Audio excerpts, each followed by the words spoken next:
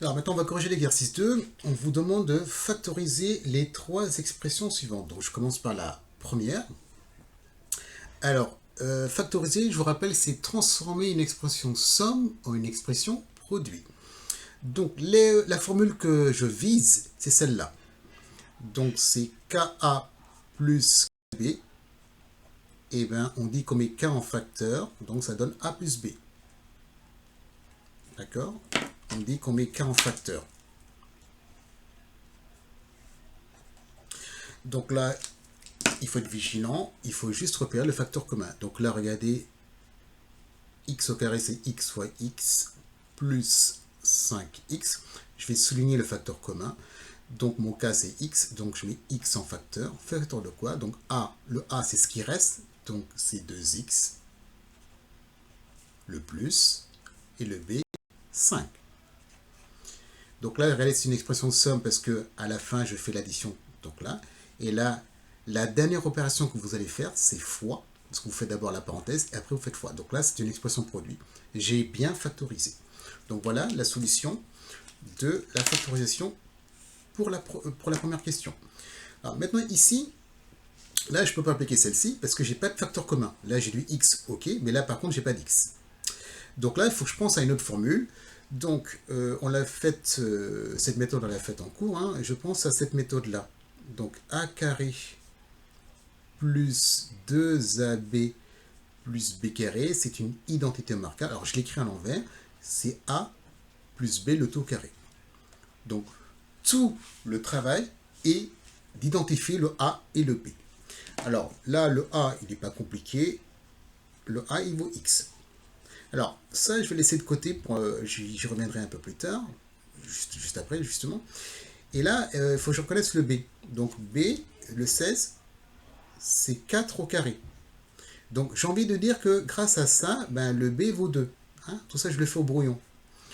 Bon, maintenant, il faut que je vérifie que le 8x, c'est bien sous cette forme-là. Donc, 8, je fais apparaître le 2. Le a, on a dit c'était x. Et le b, c'était 2. C'était 4, pardon. Je me suis trompé, là, c'est 4. Donc 2AB, c'est bien 2 fois x fois 4. Et alors, quand on fait le produit, on retombe bien sur 8x. Donc tout ça correspond bien.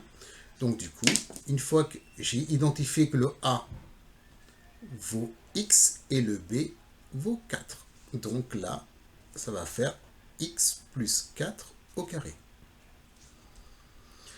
Donc tout ça pour dire que x carré plus 8x plus 16, ben, la factorisation, elle est là.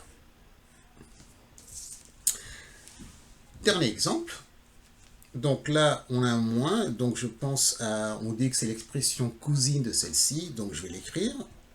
A carré moins 2ab plus b au carré. Alors le problème, c'est que là, le carré, là, il faut faire attention, il porte que sur le x. Alors que là, le carré, il porte sur le a.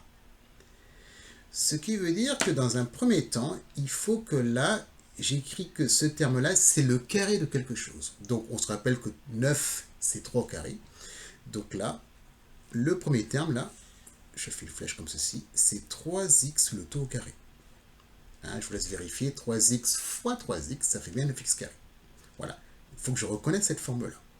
Attention, je répète, le carré, là, il n'est pas porté pour tout le nombre, il est porté que pour le x.